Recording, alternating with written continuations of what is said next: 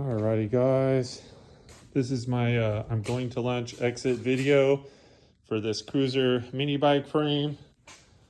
If you were watching the saga, you know, I welded these hoops up, I had them slugged and everything, and then I sanded the tops flat with my flat disc for this engine plate to sit on. It's a 3/16 engine plate. Fit pretty good. The other thing I also do is I sand the bottom flat. So after I get this all set up on the jig and I take it off the jig and set it on the table, it'll sit flat and it won't rock on the high spots of the weld. So this way I can continue using the table.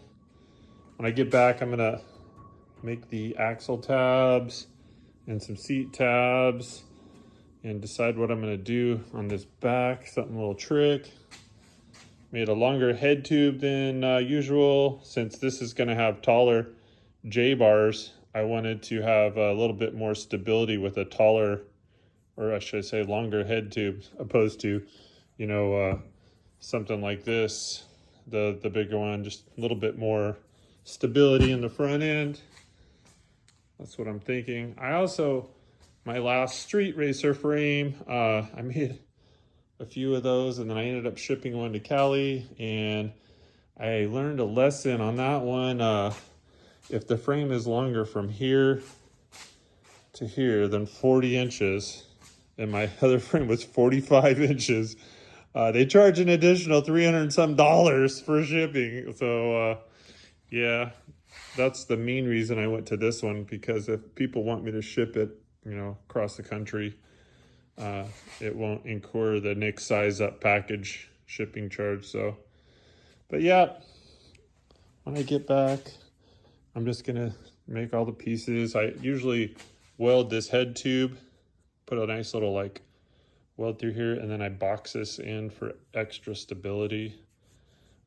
I see a lot of guys making frames and they just put a weld here and a weld there on the other side and call it good. I also weld the inside here, and a lot of my frames I put a plate here, try to stiffen this whole front end so it's not got any flex to it. So I'll also add a cross member in here also, for just to keep the tubes from flexing. But that's it. That's how it's lining up. I'm right now gonna run exactly 10 inches in between tubes. So hopefully I can locate a set of wheels to use for mock-up. That's what I'm gonna do. So I cut this engine plate based on another bike that I built, the Mikey 253. I just added these turnovers to it. Same dimensionality. So, and this front bar on my jig never moves. It's always sitting right here. And so I believe this is all gonna line up actually perfect. But before I weld it out, I'm gonna get those wheels on there and make sure everything aligns. The other bike that I built similar to this, I ran cross tubes in here. So 7/8 cross tubes, and then this set flat on top. I was using 10 gauge.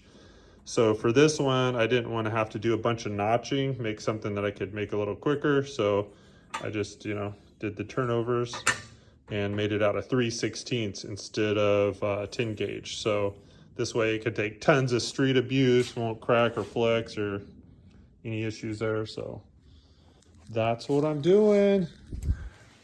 I'm off to lunch, guys. Take it easy.